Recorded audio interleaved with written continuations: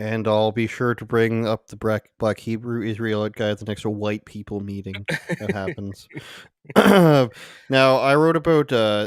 I feel compelled to write about Sam Bankman-Fried's Ooh, case she because, is just yeah, because that's getting lost.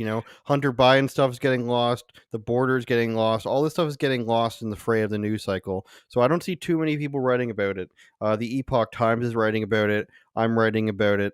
And I just want, I think it's important that people still know that this guy allegedly was partaking in things that were illegal at the time. So Bankman-Fried's ex-girlfriend, which you see there, Caroline Allison, crazy claims here that they she used is customer not deposits. very easy on the eyes.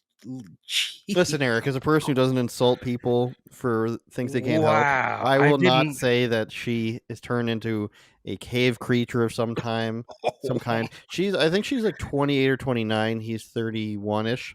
I looked this up recently, but they're not that old.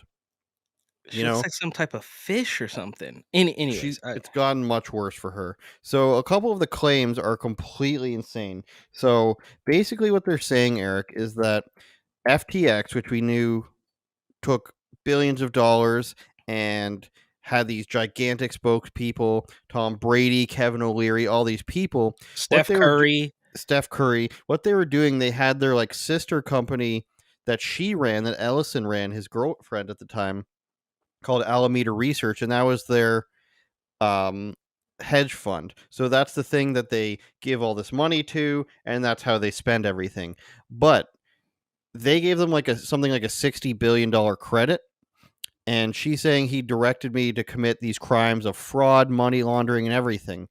She was getting paid $20 million a year in bonuses and bonuses in 2021. Wait, so she's thrown him under the bus. Is that what you said? Yes. So Okay. all of the people that he had working with him are all now coming together to cut deals to make sure he is the one that gets punished. They're all still facing jail time, but he is obviously facing a lot more. So, in previous court revelations, Alameda was revealed to have a $65 billion credit line with FTX, which eventually resulted in an $8 billion debt. So, they were taking money from FTX because they were allowed to, and they ended up taking $8 billion, and a bunch of that was customer deposits. Now, this thing that they did was they programmed it into the FTX platform where even if the money wasn't there, Alameda was allegedly able to siphon out money. So they ended up taking out $8 billion.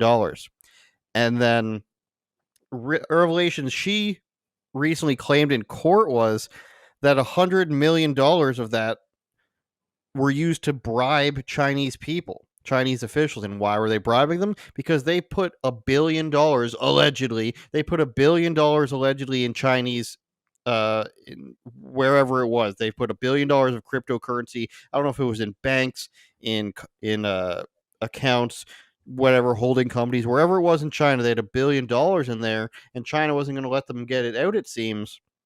So they had to use $100 million of that to try to bribe Chinese officials. Another way they tried to get the money out from these Chinese companies is they set up accounts in Thailand under the name of prostitutes. This is what she's claiming, that they're opening accounts in Thailand under the name of prostitutes. So it's really ridiculous. She even claims, now I'm not sure if I believe this part. Maybe I should if I believe the other parts, but she said when things were hitting the fan, he even tried to sell, or he even contemplated selling part of the company to, crazy places like Saudi Arabia's crown prince. So this is all this stuff that's going on behind the scenes when they say everything's fine, we're taking care of your money, but actually what's going on allegedly is that they're using the customer deposits to pay off their loans. They also said that they were using all this money to uh, pay politicians.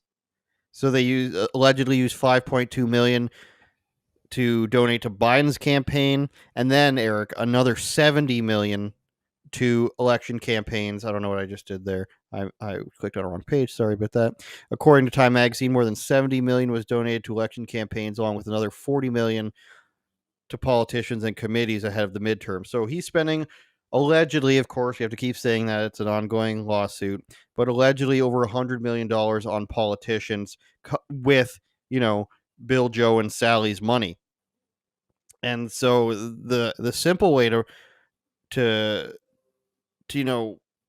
frame this, Eric, is that people are donating money to FTX. They're saying, "Hey, Alameda Research, you can take all this money out," and then Alameda Research is saying, "We're going to give it back to you to pay off your own loans and debts and make political donations." So it's allegedly this huge wish-washy way of just taking billions upon billions of dollars, and he gets to do whatever he wants with it because technically a different company is taking it out of his company and then they're just loaning it back to him. Does that make sense? So he's No, taking all these. no, none of this it's all.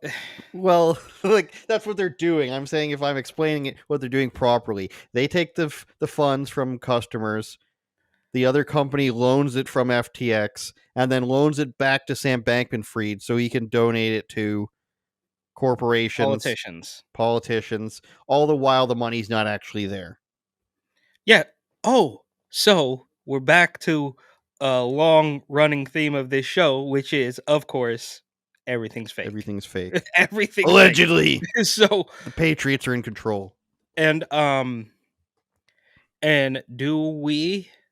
do you, I should say, think that he's going to face any real consequences? What's the worst thing that could happen to SBF, in your opinion? Obviously. I think the worst thing that happens to him is he gets sentenced to like 30 years in a slap on the wrist prison, and then he gets out in a couple. I think that's the worst thing that happens to him because, And officially he's facing life in prison, Eric. And shout out to this guy, bro. Like, I mean, you've got to be one hell of a salesman, right? Like to build up this completely. I mean, y- he sold something, right? Whether it's his weird little, dorm room persona and his sloppy haircut and t-shirt and all that stuff, whatever it is. But he was able to pull something off that very few people would be able to do. Notably, they had their logo on the side of the Miami Heat building. I mean, this is just through the roof, but it's always a little bit too good to be true, right? It of course reminds me of Elizabeth Holmes, right? Who had been scamming people for, I don't know, the last decade or whatever she was doing with the Theranos thing. And then after however many years, she finally gets a little slap on the wrist and she's probably at some resort prison. I don't know if that's worth Google searching, but I wonder where her scam stacks up. It's probably, I don't think it would be as quite as big as this one.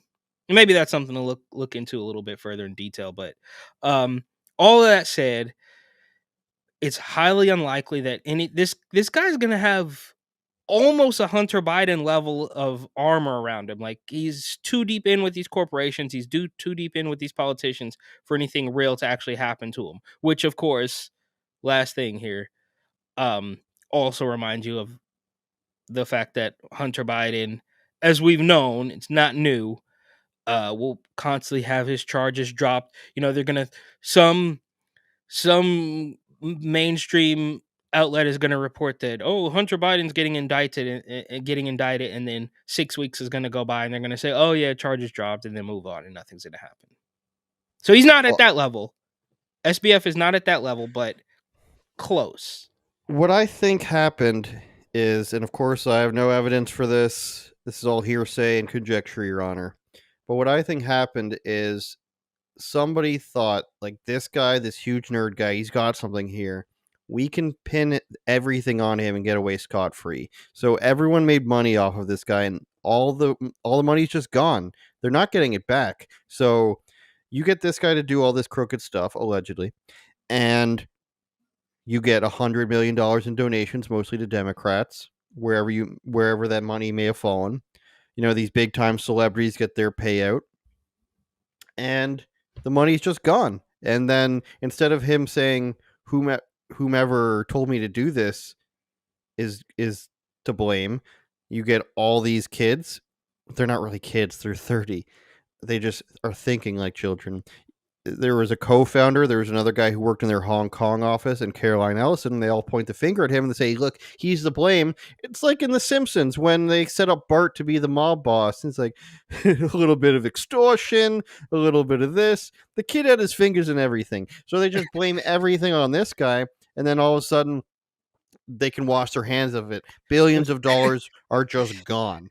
And it's never coming Canary back. M. Burns. It Canary was and Burns. like, The money's never coming back, Eric. Everybody got away with it scot-free except for these like 4 individuals who were in charge of it. so And if it's because they're too stupid to realize it, that might be so. And I can imagine a situation where this guy is coming to Sam Bankman-Fried, whomever he is, or group of people, and they're saying, listen, my name is Canary M. Burns. I represent politician X and businessman Y, and they would like it if you did this. And then as soon as things start going bad, he would be like, I don't know who this person actually was.